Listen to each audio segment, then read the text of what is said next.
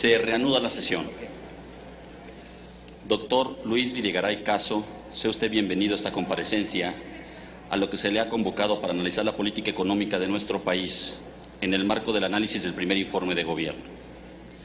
Asiste usted en cumplimiento de una obligación constitucional derivada del segundo párrafo del artículo 69 de nuestra Carta Magna, por lo que este acto se realiza bajo los principios constitucionales que establecen la relación corresponsable entre los poderes ejecutivo y legislativo de la Unión. Doctor Luis Videgaray Caso, como es de su conocimiento, el artículo 69 constitucional compromete a los servidores públicos que asisten en comparecencia a informar bajo protesta de decir verdad. En consecuencia, procederé a tomarle la protesta correspondiente. Solicito respetuosamente a los señores y señoras senadores ponerse de pie.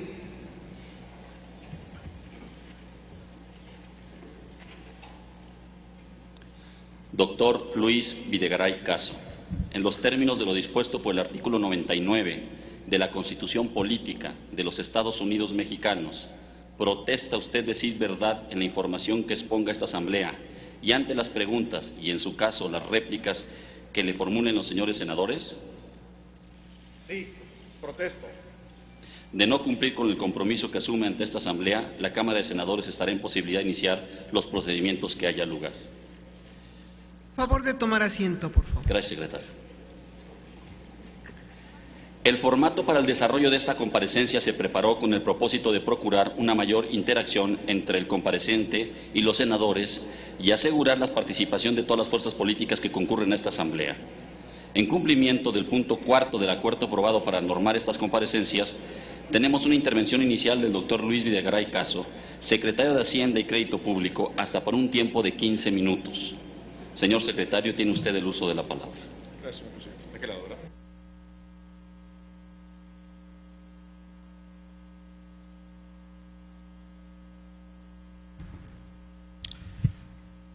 Muchas gracias, señor presidente. Con su venia, muy buenas tardes a las y los senadores de la República. Acudo a esta soberanía en cumplimiento de lo establecido en la Constitución y con la convicción personal de que la obligación fundamental de los servidores públicos del Ejecutivo Federal es rendir cuentas al Poder Legislativo y establecer un diálogo constructivo en favor de la nación con los senadores y las senadoras. Antes, señor presidente, de entrar a la materia de la comparecencia, con su permiso quiero hacer un comentario relacionado con la situación de emergencia que atraviesan muchos estados de nuestro país. Como es del conocimiento público, las tormentas Ingrid y Manuel generaron precipitación muy por arriba de la norma, que se ha traducido en daños cuantiosos en vidas humanas, en daños personales y, por supuesto, en daños al patrimonio y a la economía familiar y a la economía regional. Ante esta situación de emergencia, la nación entera se levanta con un gesto de solidaridad en apoyo a nuestros connacionales afectados. El gobierno del presidente Enrique Peña Nieto ha actuado en consecuencia, estando desde las primeras horas en atención a quienes sufren de esta circunstancia. Quiero informar a ustedes que el presidente de la República ha girado una instrucción a las áreas de comunicación social del Gobierno de la República, escuchando distintas voces de la sociedad, incluyendo voces destacadas del Senado de la República, para a partir de este día suspender las campañas de difusión gubernamental, incluyendo la campaña de difusión de la reforma energética, para destinar los tiempos oficiales a difundir las acciones de rescate, difundir dónde se encuentran los centros de acopio y difundir cómo la población puede acercarse a la ayuda ciudadana. Escuchaba al senador Ríos Peter hace un momento hablar de la magnitud de los daños. Creo que como nación debemos ser solidarios con toda la República, pero particularmente creo que no hemos todavía dimensionado a cabalidad los daños, la profundidad de la tragedia humana y económica en el estado de Guerrero. El gobierno de la República habrá de trabajar con todos los actores de la sociedad civil, incluyendo por supuesto los senadores del estado de Guerrero, en darle un trato especial a esta entidad que hoy requiere del apoyo solidario y decidido de toda la República. Señor presidente, acudo, como usted lo señaló, en cumplimiento de una obligación constitucional en materia de la glosa del primer informe de gobierno del titular del Ejecutivo, el licenciado Enrique Peña Nieto, y quiero aprovechar esta oportunidad, porque la ocasión indudablemente lo amerita, para referirme a las iniciativas que presentó el titular del Ejecutivo a la Cámara de Diputados en materia hacendaria, de ley de ingresos y del decreto de presupuesto de egresos de la Federación para el próximo año. La reforma hacendaria y de seguridad social que presentó el Ejecutivo contiene tres elementos fundamentales. El primero, establecer un sistema de protección social universal.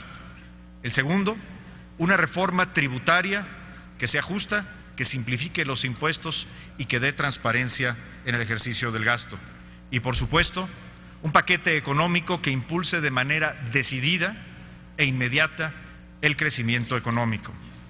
En materia social, la reforma hacendaria propone la creación de dos instrumentos de política pública que están ausentes hoy del andamiaje de solidaridad social entre los mexicanos: una pensión universal y un seguro de desempleo. México es uno de los pocos países de América Latina y el único país de la OECD que no cuenta con un seguro de desempleo. Tenemos a más de la mitad de la población que trabaja haciéndolo sin la cobertura de un sistema de seguridad social.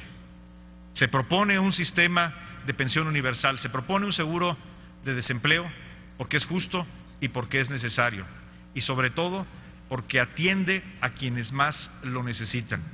Recordemos las cifras: 3 de cada 4 desempleados, antes de perder su empleo, ganaban menos de 4 salarios mínimos. El desempleo es un fenómeno que afecta a los que menos tienen. En materia tributaria, la reforma es una reforma que piensa primero en las grandes mayorías, en aquellos que menos tienen. Por eso, el presidente de la República decidió no proponer al Congreso de la Unión la imposición del IVA en medicinas o en alimentos. No se propone un IVA en medicinas y alimentos, primero, porque es lo justo, porque las familias más pobres de México destinan más de la mitad de sus ingresos a los alimentos y a las medicinas. Y también porque estamos en un momento en el cual México requiere un impulso decidido para el crecimiento económico, y una contracción en el consumo que implicaría una medida de esta naturaleza en nada ayudaría para acelerar el crecimiento y la creación de empleos. Es una reforma justa porque introduce nuevos elementos de progresividad, como por ejemplo una tasa más elevada para aquellos que más ganan, a partir de los 500,000 pesos anuales, y recordemos que quien gana más de 500,000 pesos al año está en el 1% más favorecido de nuestra población. Se propone por primera vez un impuesto a los dividendos, un impuesto a las ganancias de capital de aquellos que comercian acciones en la Bolsa Mexicana de Valores. Se eliminan la mayoría de los tratamientos especiales, de los regímenes de privilegio que hoy caracterizan un impuesto sobre la renta y a un sistema tributario que no cumple una de sus funciones esenciales: redistribuir el ingreso. Se elimina también el régimen de consolidación fiscal para sustituirlo por un régimen de transparencia de sociedades que acabará con los privilegios y los malos usos en esta figura jurídica. La reforma también representa una simplificación trascendente de nuestro sistema tributario.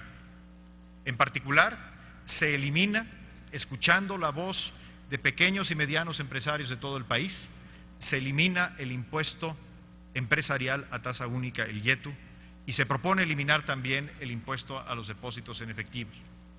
El sistema legal del impuesto sobre la renta se simplifica con una nueva ley, no con una modificación a la ley existente, reduciendo significativamente su articulado y el número de páginas, al tiempo que se establecen nuevas facilidades para el pago de impuestos para las empresas pequeñas y medianas. Es una reforma que combate decididamente la informalidad. Lo hace al proponer un nuevo régimen de incorporación que implica dotar al Estado mexicano de un instrumento del que hoy carece para generar incentivos eficaces y justos para aquellos que no tienen otra opción que estar en la informalidad. Y asimismo, se introduce una mayor progresividad en las cuotas de seguridad social, reduciendo las cuotas de aquellos que ganan menos de 4 salarios mínimos, porque es justo y porque es una forma también de generar incentivos para su incorporación al empleo formal. La reforma introduce elementos para apoyar el medio ambiente a través de gravámenes específicos a los contaminantes que más contribuyen al cambio climático y también a través de un impuesto a las bebidas azucaradas, combatir de manera decidida y clara la obesidad, particularmente la obesidad infantil. La reforma hacendaria y de seguridad social propone un nuevo régimen fiscal para petróleos mexicanos. México necesita una reforma energética y para ello Pemex necesita un nuevo régimen fiscal. Un nuevo régimen fiscal que implique por parte del Gobierno de la República que sea tratado como una empresa, que el Gobierno actúe como un dueño que busca el largo plazo y maximizar la riqueza nacional y no como un recaudador que solamente está pensando en el siguiente año o incluso en el siguiente trimestre. La reforma promueve un ejercicio responsable y transparente del gasto público a través de distintas propuestas de modificación a la Ley de Presupuesto y Responsabilidad Hacendaria, como por primera vez establecer un techo al crecimiento del gasto corriente, el gasto de la burocracia. Los ingresos adicionales que genera la reforma no pueden ni deben ser destinados al crecimiento del aparato burocrático. Se establecen una nueva meta de balance, una nueva metodología para medir el balance estructural, para asegurar que los gobiernos en las temporadas de alto crecimiento generen ahorro y que este ahorro sea utilizado de manera efectiva para mitigar los efectos de las épocas de bajo crecimiento. Se establecen también nuevas definiciones de déficit público y requerimientos del sector público para transparentar el ejercicio real del déficit público. Es una reforma, finalmente, que protege los derechos de los contribuyentes. Es una reforma que busca dotar de nuevas facultades y obligaciones al contribuyente al tiempo que establece obligaciones del Servicio de Administración Tributaria para respetar los derechos humanos y los derechos fundamentales del contribuyente, como por ejemplo el derecho a informar a un contribuyente sobre cómo va su auditoría o establecer límites y reglas al embargo precautorio de cuentas bancarias. En el paquete económico se busca dar un impulso decidido al crecimiento. En primer lugar, porque las prioridades de gasto para el presupuesto 2014 están en la infraestructura, están en la educación, están en aquello que puede generar crecimiento en el corto y en el mediano y largo plazo. Asimismo, el crecimiento en servicios personales es únicamente del 1%, comparado, por ejemplo, con el crecimiento en inversión en comunicaciones y transportes, que supera el 50%. Asimismo, se ha propuesto a la Cámara de Diputados el ampliar la meta de déficit para este año con un objetivo: evitar que al final del año, que en los últimos trimestres en el último trimestre de este año, tengamos que hacer una reducción en el gasto público ante el menor crecimiento de los ingresos tributarios. Esta medida es una medida oportuna y responsable que permitirá mitigar los efectos de la desaceleración. Y para el año entrante se propone